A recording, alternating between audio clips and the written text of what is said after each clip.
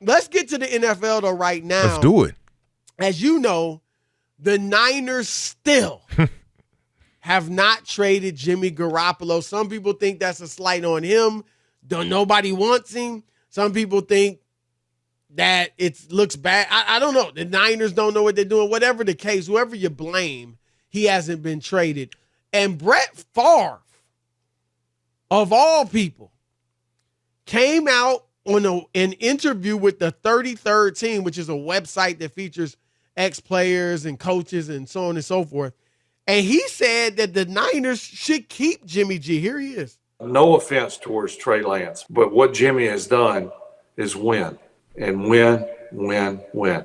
Again, not flashy, so it's not the glamorous pick. But my goodness, the guy has won and put him in a position to go or compete for the Super Bowl year in and year out, and deserves that right to keep playing. But I think their defense is really good. Offensively, if Trey plays the way they hope and is capable of, then, they're competing for it right there at the end. There's a tremendous upside with Trey. There's no question about it. But Jimmy G has been a proven winner. And that's oftentimes, and I said this earlier, oftentimes that gets overlooked as a guy a winner. And Garoppolo is definitely a winner. All right, Ephraim, both Rob and I defend Jimmy Garoppolo on this show. We are under no delusions that he's a Pro Bowler, that he's, Aaron Rodgers or Tom Brady or Patrick Mahomes or anything like that. But Brett Favre is right in that the dude wins. So there's a few things I want to throw at you. I want to get into whether or not the Niners should trade him, keep him, whatever. But I want to start here because the Kyle Shanahan, for all his offensive wizardry, he is 8-28 with the 49ers without Jimmy Garoppolo.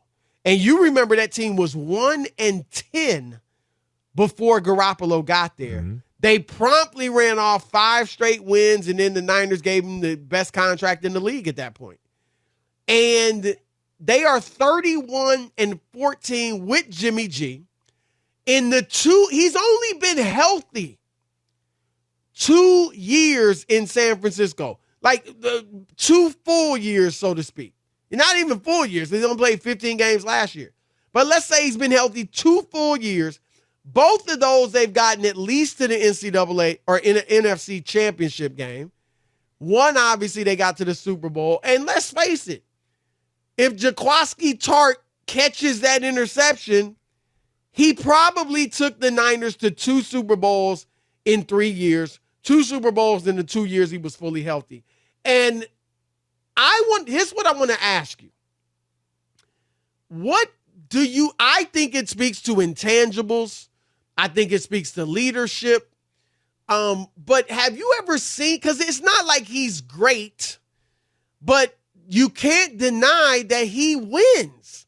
Have you seen players where they just have something that they galvanize everybody, that everybody wants to follow them, that they lift everybody's play, not with their greatness as players, but just personality, leadership, intangibles, whatever it may be? Because that's what this dude seems to have. Yeah, when you talk about Jimmy G, and I've been a Jimmy G fan, I think the thing that you said that you hit on the most important thing in that soliloquy that you just gave.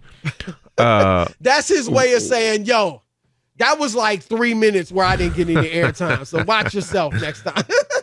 I think the most important thing you said was when he's healthy.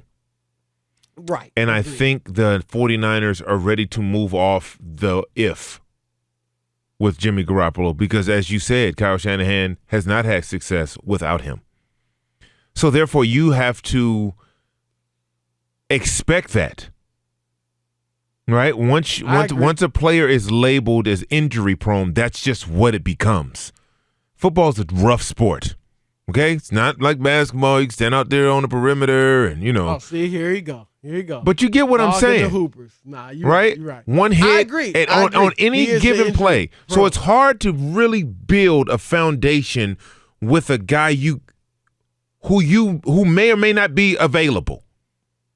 So what do? You address that situation. You bring in a young player and you mold him, you build him up, and then at a certain point, you got to play him.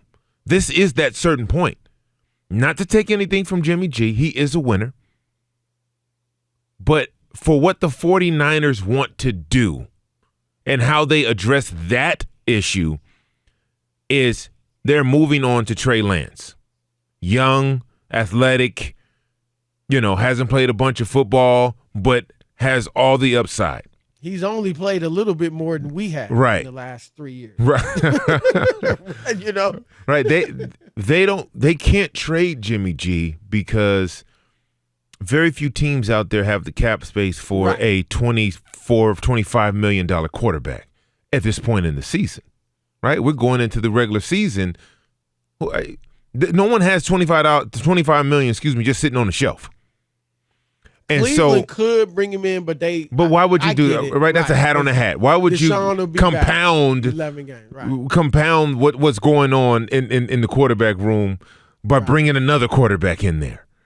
That's the last thing they want, because guess what? If they did bring Jimmy G over there, and they're after 11 games, they're 9-2, 8-3, right? Now we got it. It's very possible. Now we have a problem. Now you've created another problem. Right. Right? Stop while you're ahead. Not that you're ahead. You ain't ahead. But let's focus on what we got and build this team out moving forward. So there's not a place really that's going to step up and trade for him. I guarantee you if he's released, he won't be on the market for more than an hour, 2 hours. Okay, so you hit it.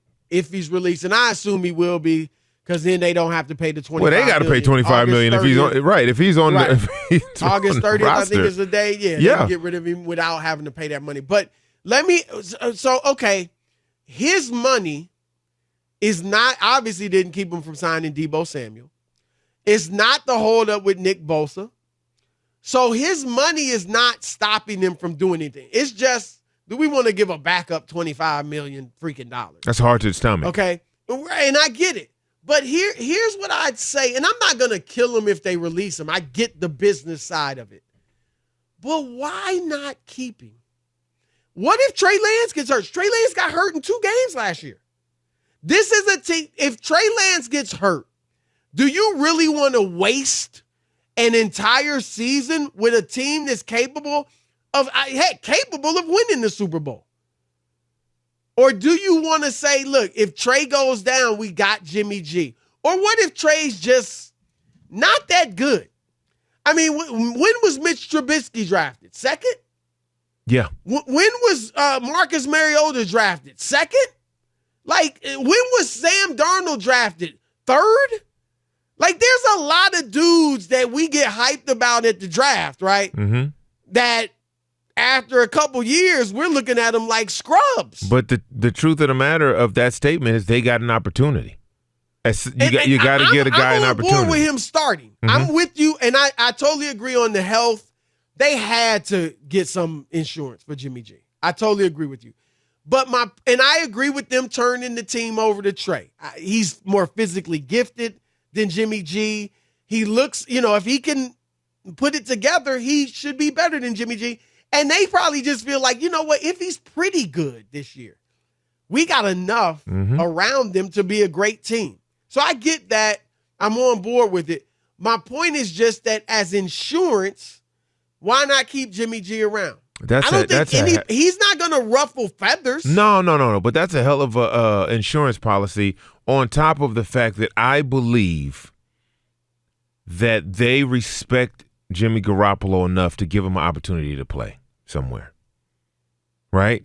They'll listen, but they'll let him go if they're planning on cutting him. They'll let him go and then give him an opportunity to latch on somewhere else where he can, which would have made more sense if they would have let him go before camp, so he could have got into camp somewhere and right. But what they definitely didn't want to do is let him go and then let him go too early, right? Because it still is a competition. They didn't want to let him go too early and he find his way up to Seattle.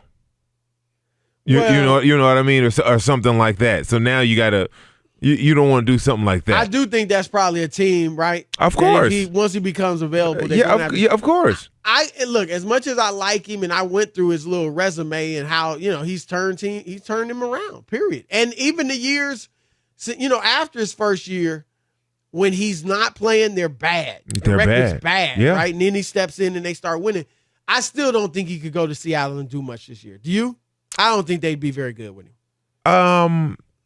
Well, they still got outstanding weapons on the outside, and they got a bunch of running backs. Offensive line's a little shaky. They lost Dwayne Brown. They drafted some guys. That defense isn't what it used to be. There's no more Boom and the Legend. Right. So the Legion. So I mean, he'd be a good fit there. He'd probably beat San Francisco twice. Right, just off GP. So that's something that if that's the case, you don't want him there. Right. And that's why I think it's happening like this. If he goes to Seattle, spends all of training camp there, he's going to be the starter. There's a pretty good chance he's coming out and he's beating you twice.